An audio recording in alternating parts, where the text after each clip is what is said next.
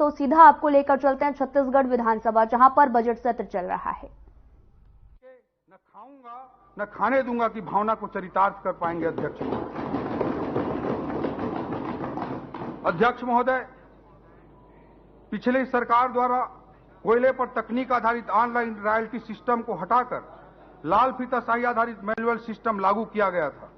हमारी सरकार प्रशासनिक कामकाज की प्रक्रिया में ऐसे कपटपूर्ण मैनुअल हस्तक्षेपों पर पूर्ण विराम लगाएगी और तकनीक आधारित प्रयोगों के माध्यम से हम सरकार के खजाने के लीकेजों को रोकेंगे और जहां कर की दर में वृद्धि नहीं होगी वहां पर भी पारदर्शी तकनीकों पर आधारित करारोपण को अपनाकर सरकार के राजस्व में ऐतिहासिक वृद्धि करके दिखाएंगे अध्यक्ष महोदय, और ईमानदार करदाताओं को प्रोत्साहित करेंगे।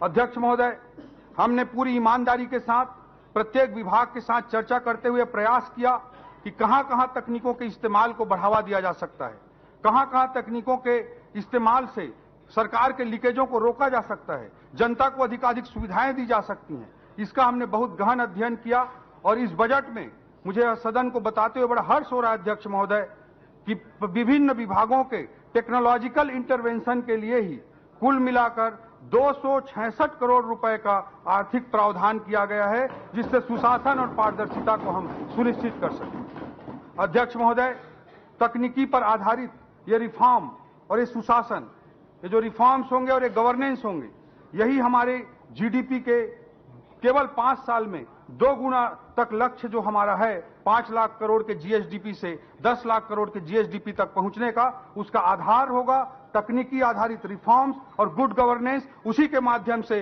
हम अपनी जीडीपी को आने वाले 5 सालों में दुगना करके दिखाने की बड़ी चुनौती को स्वीकार की है अध्यक्ष महोदय। अध्यक्ष महोदय, तीसरा हमारा पिलर है अधिकतम कैपेक्स, पूंजीगत व्यय को अधिकाधिक सुनिश्चित करना। अध्यक्ष महोदय, किसी भी विकासशील अर्थव्यवस्था के उच्च विकास दर के लिए पूंजीगत व्यय को आधार स्तंभ माना जाता है।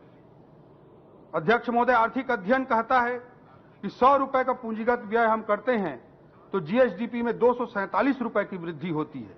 इसलिए किसी भी विकासशील अर्थव्यवस्था के लिए बहुत जरूरी होता है कि उसके कैपेक्स में अधिकाधिक वृद्धि की जाए। इस बजट में तमाम चुनौतियों के बाद भी हम पूंजीगत व्यय के प्रावधान में गत वर्ष की तुलना में 20% की वृद्धि करने का काम किए हैं अध्यक्ष महोदय,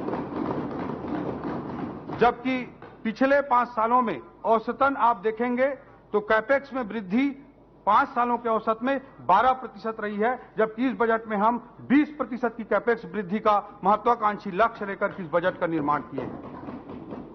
हमारा चौथा पिलर होगा अध्यक्ष महोदय प्राकृतिक संसाधनों का उचित इस्तेमाल। और जैसा कि आपने विधानसभा सत्र में देखा कि बजट पेश हो रहा है और बजट में कई अहम फैसले भी लिए गए हैं। फिलहाल इस वीडियो में इतना ही। नमस्कार।